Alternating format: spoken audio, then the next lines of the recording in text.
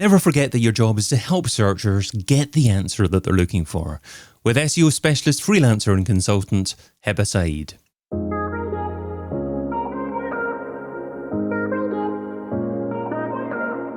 Brought to you by Majestic, I'm David Bain and this is SEO in 2022. Heba, what is your number one SEO tip for 2022? It's to never forget that we're doing SEO for the users or searcher to find their answer. When you're looking at the website, you need to know what this website is about and how it's helped users when they search for it. So what does it mean in practice then to help searchers get the answer that they're looking for? It means that I need to make it easier for user to find my website. And that's by making the search engine, again, easier to find my website. So when I'm looking at a project, I look at it as a customer who needs to know what this website will help me and how it's going to help me in my life or my questions or my query. So this is how I look at that website. I need to know how this can reach my users. At the same time, I need my client to get revenue from what I'm doing. So I need my user to come to my website and then do the sale or sign up for this service or whatsoever. So I need to look at all the funnel. Before I look at SEO only, I need to know that SEO is ending in a marketing funnel that ends in sale funnel. Okay, understood. Okay, so the whole marketing funnel as well.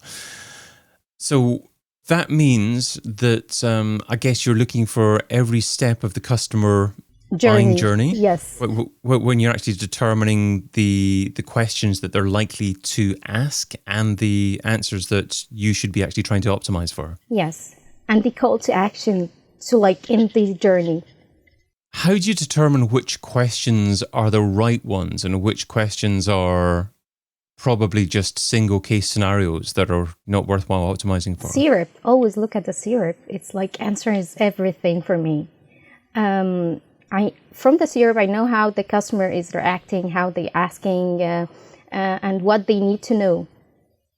Always put myself in the customer shoes, And where does keyword research come into this? Is it less important now? Is it more about... No, it's not. It's actually very important because keyword research is not like keywords. It can be questions. It can be the whole thing about the website. So keyword research comes from the syrup, from tools, and from people also ask, Google suggests, and so on. Okay, so I've used Google Suggest. I've also used Answer the Public. I think these are great sources for getting these kinds of questions. I guess the challenge with getting keywords from there is that you don't get search volume. So how do you make the choice as to which phrases are the best ones to start with? I just do it. Even if it's low search volume, actually after a while the impression gets higher because the content itself is full of information that people can be searching for. It doesn't mean that you need the title to be 100% high volume, but the content itself is very important and contain a lot of good content and good answer for questions, and it's even the 10 volume, this 10 is my important clients because they can be 10 customers afterward for my client. So how do you actually measure financially the success of this? Because traditionally SEO was about trying to rank for keywords that had a fairly high search volume and getting a certain percentage of organic click from search throughs and perhaps even assuming a certain percentage. Yes, I always put my CTAs and I try to track them on Google Analytics. It's a very good way to measure these, how much you're getting for your website and how much they sign up for or do the sales. So it can measure the return on investment from here. Okay, so tracking codes from your CTAs on your landing pages. Yes. Okay, and what about optimizing your content? How do you make the decision in terms of the type of content that you should be publishing in order to answer the questions? Firstly, the amount of content, and secondly, the content form. My competitors. Stalking my competitors. It's always good to first look at your competitor in the syrup to know how much they are ranking and how they are ranking. what they are writing about. Is it informative? Is it like transactional, and so on? And you kind of like imitate that, but in your way. Okay. So if a competitor's got a video answer to a particular question, then that would be a good signal that that's what you should be providing as well. Okay. Yes. And do you simply determine who your competitor is based upon who is ranking for your target keyword phrases? Or is it more about also which type of business does a similar sort of thing? No, both. Sometimes you can look at the type of business. Sometimes you can look at syrup, who's ranking. So it depends on the queries, on the project, and so on. Okay.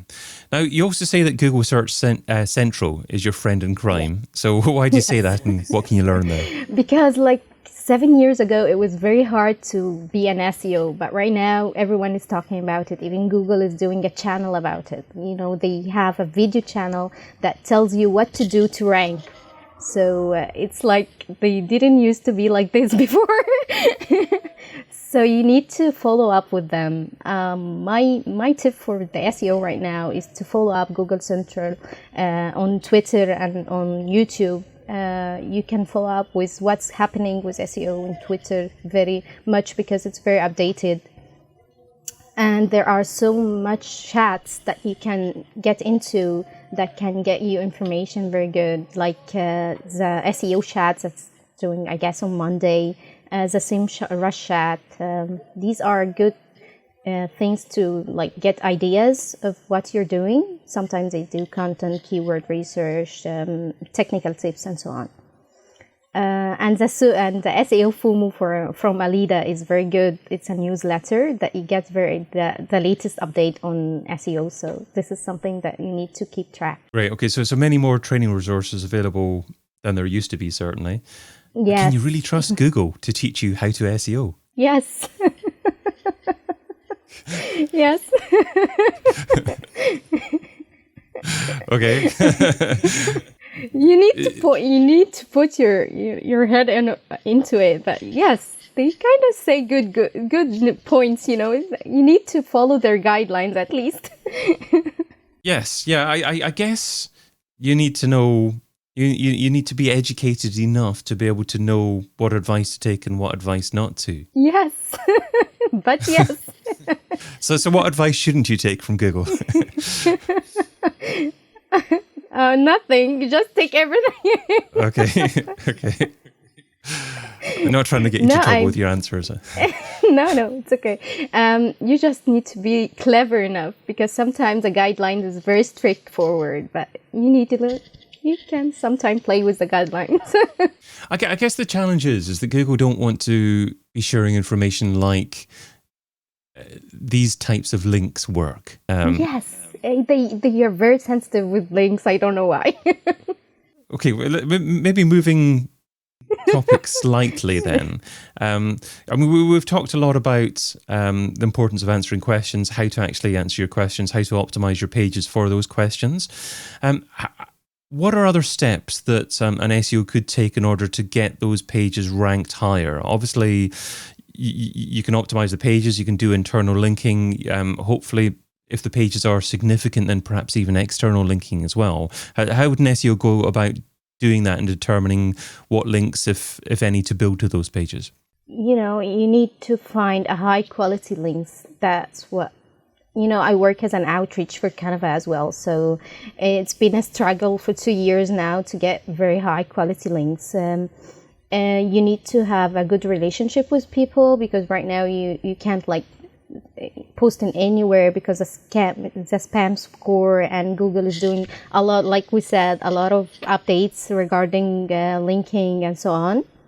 So you need to find a good website with good reputation, spam score, and good quality, and they are writing good content for people, so they are having a good organic traffic and good keyword organically. When you reach out to them, you can reach out with your good content, so they like to share with you.